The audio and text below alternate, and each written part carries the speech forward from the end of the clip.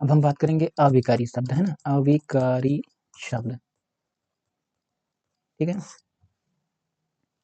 देखो मैंने मतलब शब्द स्पष्ट वाली क्लास देख लीजिए, उसमें बहुत इंपॉर्टेंट है, उसमें बार बार बता रहा हूँ कि उसका कारण है। कारण ये है कि अगर उसको देखोगे नहीं तो चीजें समझ में नहीं आएगा। देखो मैंने मतलब विकारी शब्द कंफर्म कर लिया। विकारी में जैसे चारों संज्ञा सर्वनाम विशेषण और क्रिया कंप्लीट कर लिया। अब हम आए हैं अविकारी शब्द। अविकारी शब्द में क्या होता है कि मतलब जिसमें विकार उत्पन्न ना हो। विकार मतलब उत्पन्न ना हो, विकार का मतलब ही बदलाव होता है। तो जब बदलाव नहीं उत्पन्न होगा, जैसे बदलाव किसमें होता है, लिंग वचन काल कारक के आधार पर। लिंग वचन काल कारक मैंने पढ़ा भी दिया है, उसको भी देख लेना। तो कुल मिला के अविकारी शब्द में आएंगे। तो अविकारी शब्द में दरअसल होते कितने हैं, जैसे उसमें 4 होते थे, इसमें भी 4 होते हैं। अविकारी शब्द कौन कौन से होते हैं, तो इसका मतलब ये तो हो ही गया। मैं अविकारी शब्द के साथ अभी मैं लिखूंगा कौन कौन से होते हैं अविकारी शब्द। एक बार इसको ऐसे लिखूंगा, देखो। तो दरअसल अविकारी शब्द की मैं बात करूंगा तो बात कैसे करोगे। अब जैसे मतलब उसमें मैंने संज्ञा सर्वनाम विशेषण बताया था। अब इसमें क्या है कि संबंध बोधक अव्यय, समुच्चय बोधक अव्यय, विस्मयादि बोधक अव्यय और क्रिया विशेषण, इसमें 4 ये होते हैं, है ना। तो मैं लिखा देता हूँ, है ना। संबंध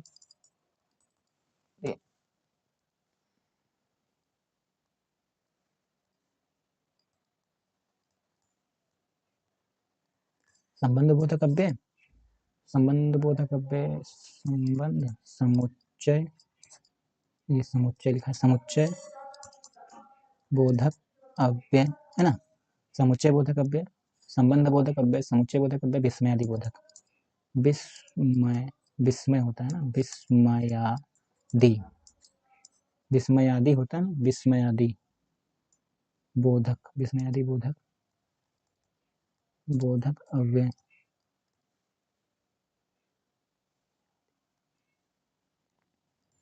और होता है क्रिया विशेषण, है ना, क्रिया विशेषण, है ना। क्रिया उसमें आएगा विकारी में, लेकिन क्रिया विशेषण इसमें आएगा। तो चारों में से मैं संबंध बोधक अव्यय की हेडिंग डालता हूँ।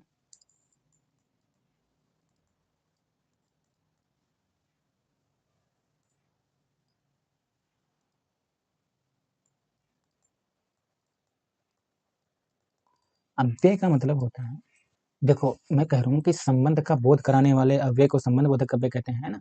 अब इनका प्रयोग वाक्य में मतलब 2 पदों को बीच जोड़ने के लिए किया जाता है। तो मैं इसको कैसे लिखाऊं कि संबंध का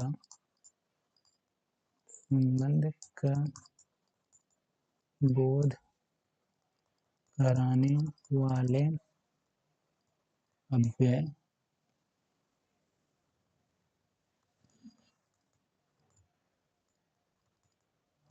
संबंध बोधक अव्यय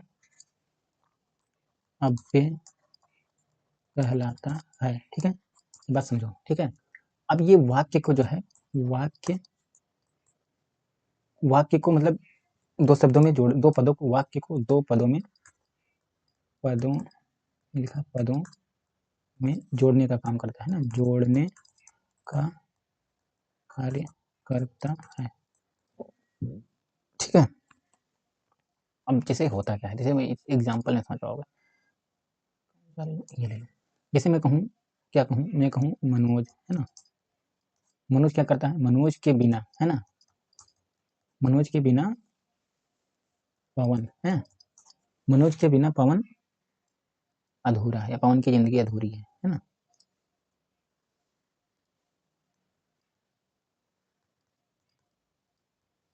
तो जो जो के बिना शब्द आया है, यही तो संबंध दर्शाता है।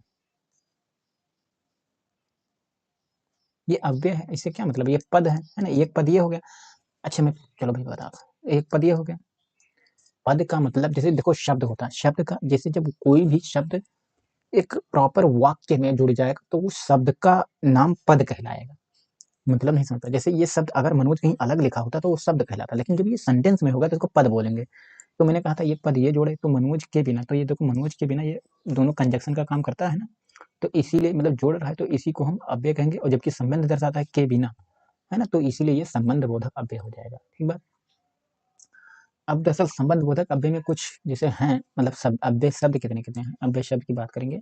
तो अव्यय शब्द में जैसे क्या है, जैसे जैसे जैसे क्या है कि बावत है ना, दावत, उसके बाद में बदले, है ना। इन सब शब्द अगर आ जाए तो जान जाओ कि वो संबंध बोधक कारण है ना, ये संबंध बोधक है ना, हेतु मनोज हेतु है ना, नाम। तो इस तरीके से मतलब ऐसे होते हैं ना एवज, ऐसे अगर मिल जाएंगे सेंटेंस में है ना, संग जैसे राधा संग साथ, इस तरीके से ऐसे सेंटेंस में आ जाए तो समझ जाना कि इसी के बगैर है ना, अलावा, इस तरीके से हो जाए तो समझ लेना कि ये संबंध बोधक अव्यय के उदाहरण है। ठीक बात। जीवन पर्यंत ऐसी ऐसी चीजें होती हैं तो वो उसके होते हैं। तो ठीक बात। फिर अगले पे चलूंगा, संबंध बोधक के बाद में मैं चलूंगा क्या कहते हैं, समुच्चय बोधक है ना, समुच्चय बोधक है ना अव्यय, लिखा है समुच्चय बोधक अव्यय। ठीक बात। क्या है, समूह का बोध कराने वाले है ना, समूह का बोध कराने वाले समुच्चय बोधक में कहलाएंगे। जैसे समूह का बोध कराने वाला अव्यय है ना, मैं लिख देता हूँ अव्यय। ठीक है। अब जैसे एग्जाम्पल से समझ जाओगे, जैसे मैं एग्जाम्पल कहूँ, मैं कहूँ कि क्या कहूँ, मैं कहूँ सचिन घर पर नहीं है ना, इस इसी या इसी चलो लिख दो, इसी लिए खेलने नहीं आया है ना, खेलने नहीं आया। अगर होता तो जरूर आता है ना। यार क्या कर रहे हो तुम, खेलने नहीं आया। ठीक बात, इतना समझ गए बात को। अब देखो इधर, ये मैंने कहा इसीलिए योजक के चिन्ह की तरह काम किया,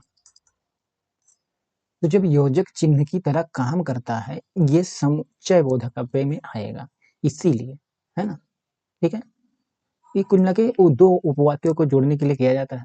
जैसे मैं कहूँ, क्या कहूँ, कोई भी काम करूँ तो अच्छे से, जैसे मैं कह रहा हूँ कि मान लिया मनोज पढ़ रहा है ना, मनोज पढ़ रहा है, रमेश खाना खा रहा है और आकाश में पक्षी उड़ रहे हैं, तो और शब्द जहाँ पे आया वो योजक वही समुच्चय बोधक अव्यय का उदाहरण हो जाएगा। ठीक है।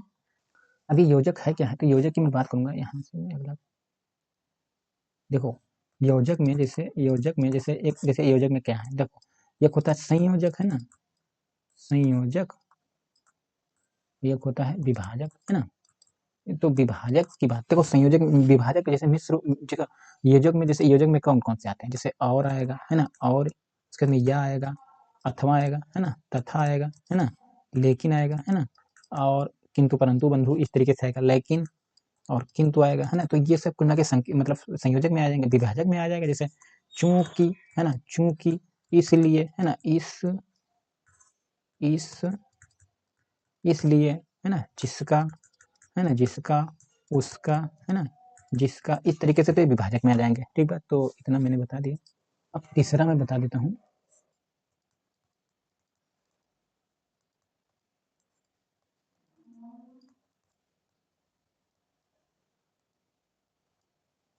विस्मयादि बोधक अव्यय।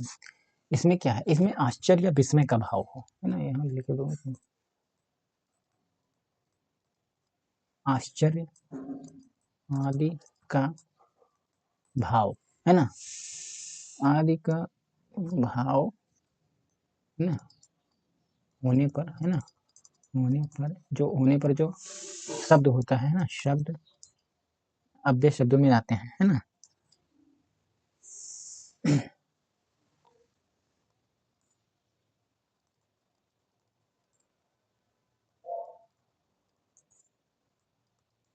ठीक है। अब इसमें क्या है मैं एक बार बता देता हूँ।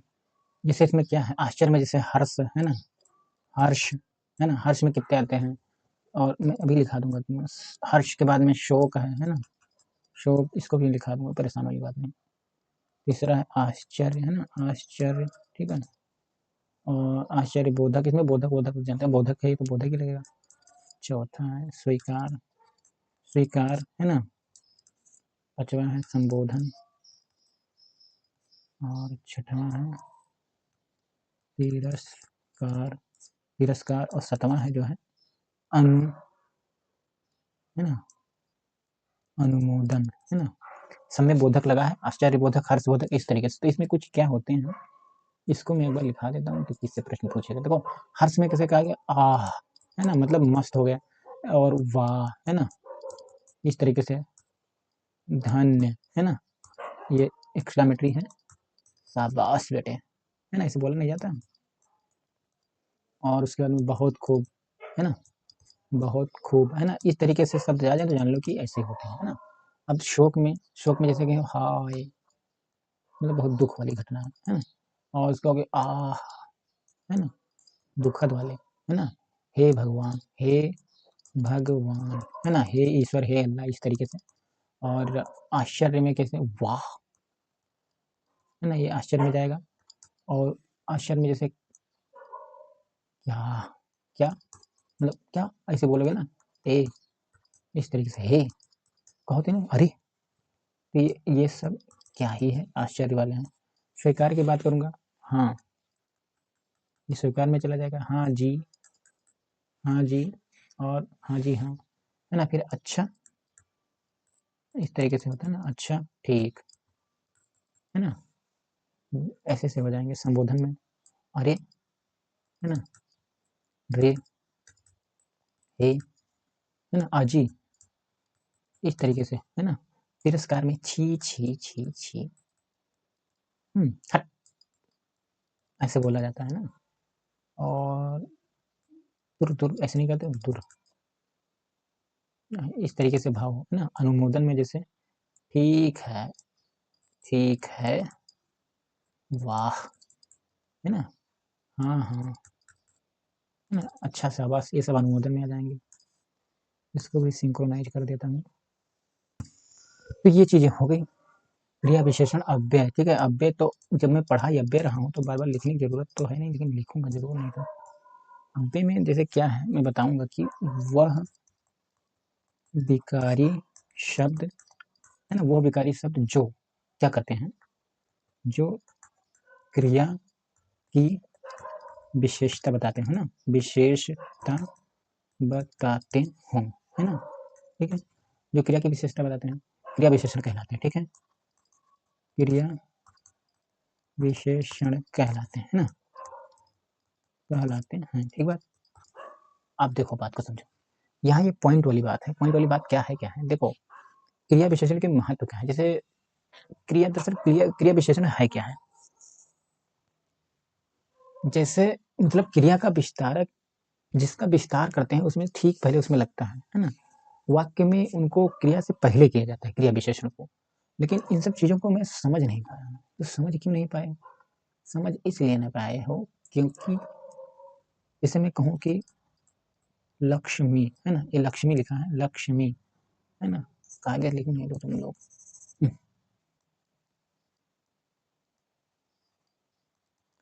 लक्ष्मी धीरे चलती है, ये जो धीरे चलना है ना, तो यही तो क्रिया विशेषण है, यही चीज है मैं कह रहा हूँ। तो अब हम बात करेंगे क्रिया विशेषण के महत्व की बात करेंगे। तो देखो महत्व क्या है, दरअसल इसके महत्व की बात करेंगे तो यहाँ मैं हाईलाइट लिखता हूँ।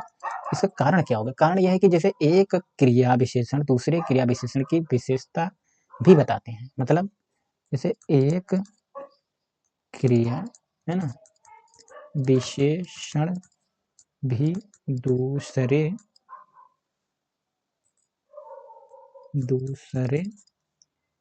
क्रिया विशेषण की, है ना, की क्या बताते हैं, विशेषता भी बताते हैं, है ना, कि दूसरे की, इससे लिख नहीं जा रहा है, कि विशेषता भी बताते हैं, है ना, ठीक है, ठीक है। ये अब देखो काम ही नहीं कर रहा।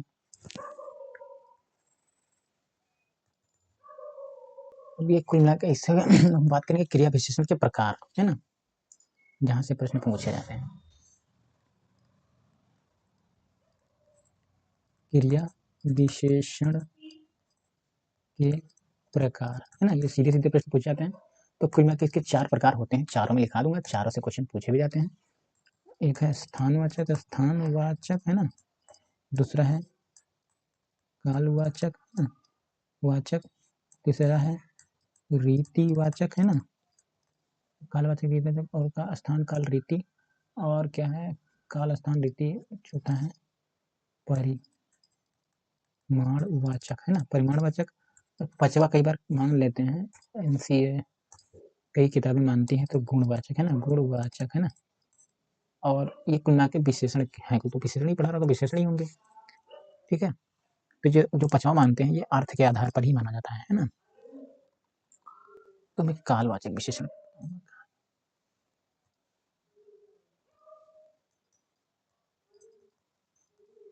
कालवाचक है ना, देखो क्रिया के संपादित होने का समय बताते हैं, है ना, क्रिया विशेषण कहलाता है। क्रिया के संपादित है ना होने का समय, ठीक है, बताने वाले क्रिया है ना विशेषण, ठीक है, क्रिया विशेषण कालवाचक क्रिया विशेषण कहलाता है। कालवाचक क्रिया विशेषण कहलाता है, ठीक है।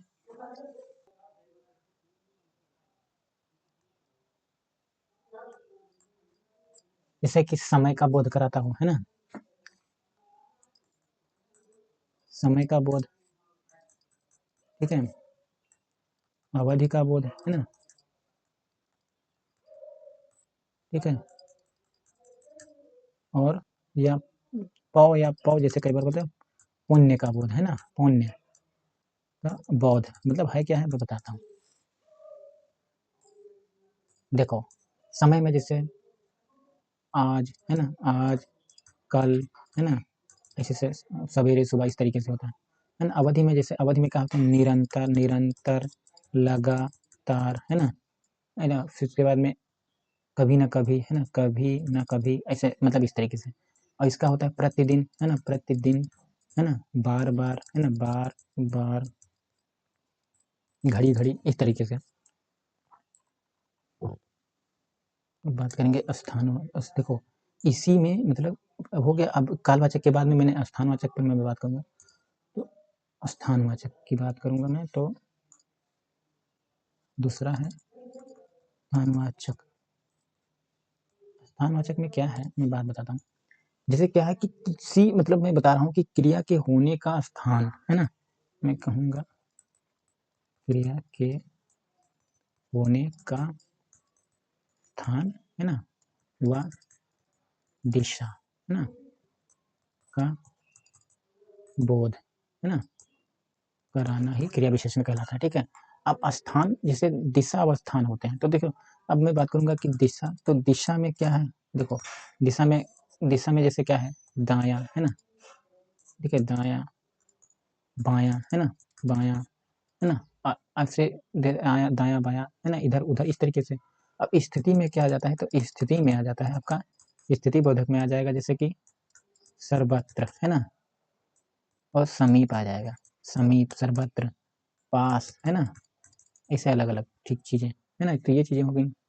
और मैं बात करूंगा स्थान के बाद में, मैं बात करूंगा, क्या बात करूंगा, स्थान के बाद में परिमाणवाचक, तीसरा परिमाणवाचक, है ना। परिमाणवाचक में क्या है, इससे मतलब परिमाण का बोध होता हूँ, है ना, इसमें परिमाण का बोध होता है, परिमाण मतलब माप का बोध होता है। इसमें 5 टाइप के होते हैं, जैसे 5 कौन कौन से होते हैं मैं लिखाता हूँ। पर्यंत, है ना, पर्याप्ति बोधक, है ना, पर्याप्ति बोधक, है ना, और दूसरा मतलब दूसरा है क्रम बोधक, क्रम बोधक, और तीसरा है तुलना बोधक, है ना, तुलना बोधक, और चौथा है आधिक्य, है ना, आधिक्य बोधक, और पांचवा है न्यून बोधक, है ना, न्यून बोधक, ठीक है। ये चीजें हो गई, इसको मैं लिखाता हूँ दूसरे पेन से, बात को समझो। जैसे पर्याप्त, इसमें क्या है, पर्याप्ति मैंने जैसे बस, रहने दो, केवल, है ना, काफी, और उसके बाद में ऐसे ऐसे अलग अलग शब्द आ जाएंगे। क्रम में जैसे क्या है, क्रम से, क्रम में हो जाएगा कर्म से, है ना, यथा, थोड़ा, एक एक, है ना, एक एक, एक के बाद एक। तुलना में क्या आ जाएगा, तुलना में जैसे और, तुलना में आ जाएगा और, अधिक, है ना, अधिक, कम, कितना, है ना, ये तुलना हो गया। आधिक्य में आ जाएगा क्या, खूब, खूब, है ना, बिल्कुल, है ना, भारी, है ना, बहुत, है ना, इस तरीके से शब्द आ जाएंगे। न्यून में आ जाएगा कितना, न्यून में आ जाएगा किंचित, है ना, किंचित, किंचित, है ना, सही से लिखो, किंचित जरा थोड़ा, है ना, ये सब चीजें हो जाएंगी। अब मैं रीतिवाचक में करूंगा क्या, चौथा में करूंगा रीतिवाचक, है ना। रीतिवाचक में क्या करेंगे, रीतिवाचक में जैसे है, इसमें रीति का मतलब होता है तरीका, है ना, इसमें तरीका या रीति का बोध होता है, ठीक बात। तो अब ये यही तो इसमें दिक्कत है, इसमें इसमें दिक्कत कुछ नहीं है, इसमें 7 भेद होते हैं इसके, है ना, तो सातों में लिखाना पड़ जाएगा भाई। देखो, जैसे कारण बोधक, ये पहला हो गया, ठीक है। दूसरा मैं लिखा दूंगा पहले, उसके बाद में निषेध बोधक, है ना, निषेध बोधक, निषेध बोधक। तीसरा है स्वीकार बोधक, है ना, स्वीकार बोधक। चौथा है निश्चित, निश्चय बोधक। पांचवा है प्रकार बोधक, चय बोधक, है ना।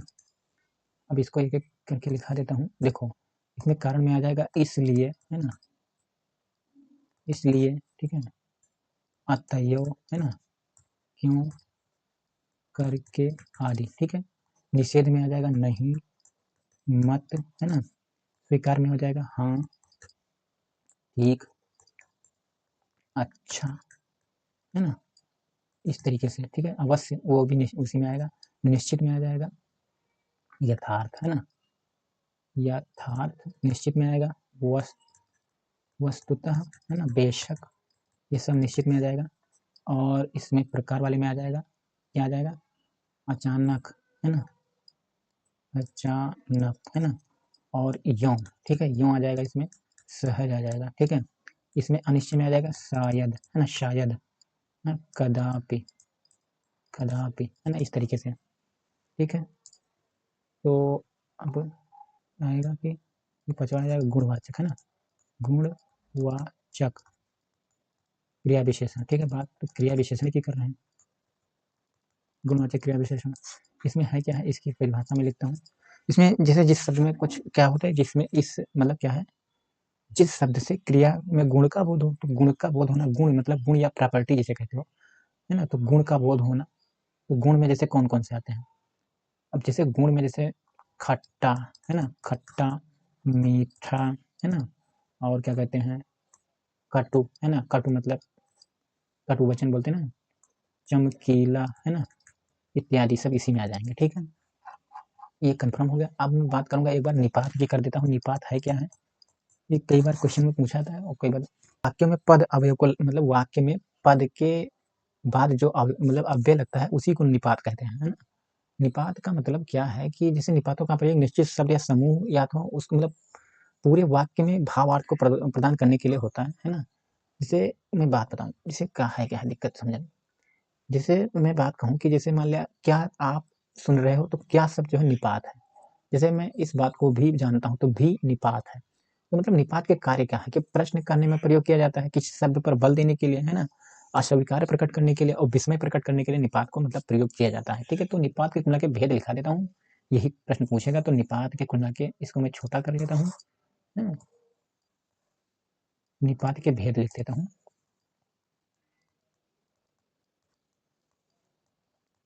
तो इसके तुलना के भेदों की संख्या 9 है ना, 9 में लिखा दूंगा क्योंकि इंपॉर्टेंट है।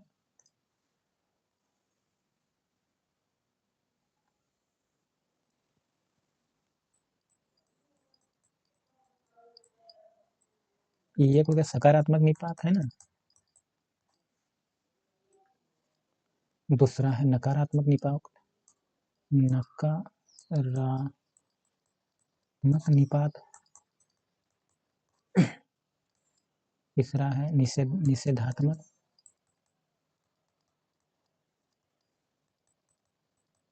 निपात। चौथा है प्रश्न बोधक निपात। पांचवा है विष विष होता है, विस्मय, विस्मयादि, बोधक, निपात, है ना। पांचवा बाद में छठवां है बल, बल प्रदायक, है ना, बल प्रदायक निपात। और सातवां है तुलना बोधक निपात, तुलना बोधक निपात। आठवां है अवरोध बोधक निपात, है ना। इसको मैं सिंक्रोनाइज कर लूँ।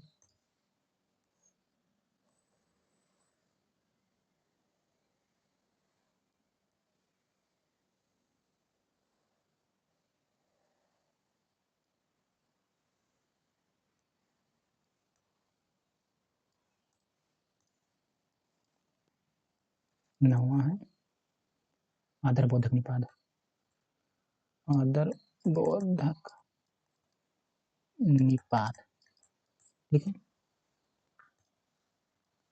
अब इसमें क्या है, सकारात्मक में जैसे सकारात्मक में जानते क्या है, हाँ जी आदि, हाँ जी, है ना, आदि शब्द आते हैं। और इसमें क्या है, इसमें है नहीं, नहीं जी, नहीं आदि, ठीक है। इसमें निषेध में क्या है, मत, है ना, मत निषेध है, खबरदार, खबरदार, है ना। ये इसमें है, इस तरीके से शब्द आ जाएंगे। प्रश्न में क्या है, प्रश्न में क्या, है ना, क्या प्रश्न पूछा जाता है इस तरीके से, क्या कब वाला।